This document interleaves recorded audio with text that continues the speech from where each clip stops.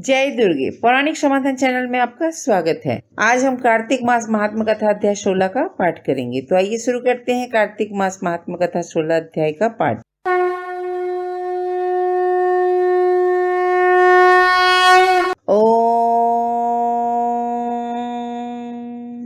श्री गणेशाय नमः।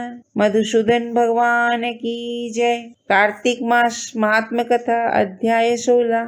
राजा पृथु ने कहा, हे नारद जी, ये तो आपने भगवान शिव की बड़ी विचित्र कथा सुनाई है। अब आप कृपा करके यह बताइए कि उस समय राहु उस पुरुष से छूटकर कहाँ गया। नारद जी बोले, उससे छूटने पर वह दूत बर्बर नाम से विख्यात हो गया और अपना नया जन्म पाकर वह धीरे धीरे जलंधर के पास गया। वहां जाकर उसने शंकर भगवान की सभी चेष्टा कही। उसे सुनकर दैत्यराज ने सब दैत्यों को सेना द्वारा आज्ञा दी। काल नेमी और शुंभ निशुंभ आदि सभी महाबली दैत्य तैयार होने लगे।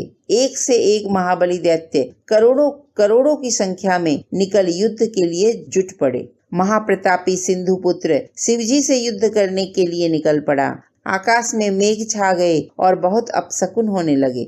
शुक्राचार्य और कटे सिर वाला राहु सामने आ गए। उसी समय जलंधर का मुकुट खिसक गया, परंतु वह नहीं रुका। उधर इंद्रादिक सब देवताओं ने कैलाश पर शिवजी के पास पहुंचकर सब वृत्तांत सुनाया और यह भी कहा कि आपने जलंधर से युद्ध करने के लिए भगवान विष्णु को भेजा था। वह उसके वशवर्ती हो गए हैं और विष्णु जी लक्ष्मी सहित जलंधर के अधीन हो उनके घर में निवास करते हैं। अब देवताओं को भी वहीं रहना पड़ता है। अब वह बलि सागर पुत्र आपसे युद्ध करने आ रहा है, अतएव आप उसे मारकर हम सबकी रक्षा कीजिए। यह सुनकर शंकर जी ने विष्णु जी को बुलाकर पूछा, हे ऋषिकेश, युद्ध में आपने जलंधर का संहार क्यों नहीं किया और बैकुंठ छोड़ आप उसके घर में कैसे चले गए। यह सुनकर विष्णु जी ने हाथ जोड़कर नम्रता पूर्वक भगवान शंकर से कहा, उसे आपका अंशी और लक्ष्मी जी का भ्राता होने के कारण ही मैंने नहीं मारा है। यह बड़ा वीर और देवताओं से अजेय है। इसी पर मुग्ध होकर मैं उसके घर में निवास करने लगा हूँ। विष्णु जी के इन वचनों को सुनकर शंकर जी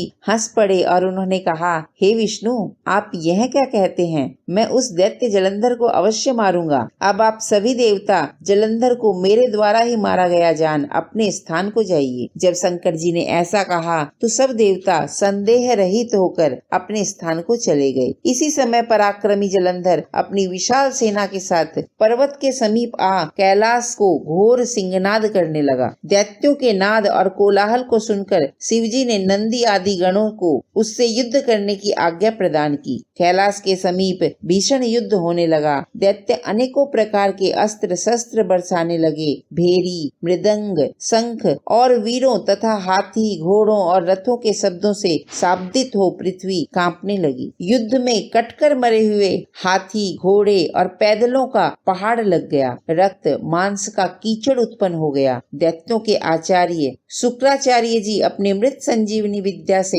सब दैत्यों को जिलाने लगे। यह देखकर शिवजी के गण व्याकुल हो गए और उनके पास जाकर सारा वृत्तांत सुनाया। उसे सुनकर भगवान रुद्र के क्रोध की सीमा न रही। फिर तो उस समय उनके मुख से एक बड़ी भयंकर कृत्या उत्पन्न हुई, जिसकी दोनों जंघाएं ताल वृक्ष के समान थी। वह युद्ध भूमि में जा सब असुरों का चवर्ण करने लग गई और फिर वह शुक्राचार्य के समीप पहुंची और शीघ्र ही अपनी योनि में गुप्त कर लिया। फिर स्वयं भी अंतर्ध्यान हो गई। शुक्राचार्य के गुप्त हो जाने से दैत्यों का मुख मलिन पड़ गया और वे युद्ध भूमि को छोड़ भागे। इस पर शुंभ निशुंभ और कालनेमी आदि सेनापतियों ने अपने भागते हुए वीरों को रोका। शिवजी के नंदी आदि गणों ने भी, जिसमें गणेश और स्वामी कार्तिकेय जी भी थे, उन्होंने दैत्यों से भीषण युद्ध करना आरंभ कर दिया। कार्तिक मास महात्म कथा अध्याय 16 संपूर्ण हुआ। बोले जय ऋषिकेश भगवान की जय। आज के लिए इतना ही। अगर आपको यह वीडियो अच्छी लगी हो तो इस वीडियो को लाइक व शेयर करें। आपके अपने चैनल पौराणिक समाधान को सब्सक्राइब अवश्य करें। बेल आइकन को दबाना न भूलें, जिससे कि हमारी आने वाली वीडियो की जानकारी आपको मिलती रहे। हमारी इस वीडियो या किसी भी वीडियो के संबंध में कोई भी जानकारी या सुझाव देना हो तो हमें कमेंट बॉक्स में लिख करके अवश्य बताएं। हमारी वीडियोस आपको कैसी लगती हैं यह भी हमें कमेंट करके अवश्य बताएं, जिससे कि हमें आगे वीडियो बनाने के लिए हमारा मनोबल बढ़ता रहे। माँ भगवती की कृपा आप सभी भक्तजनों पर सदैव बनी रहे। जय दुर्गे।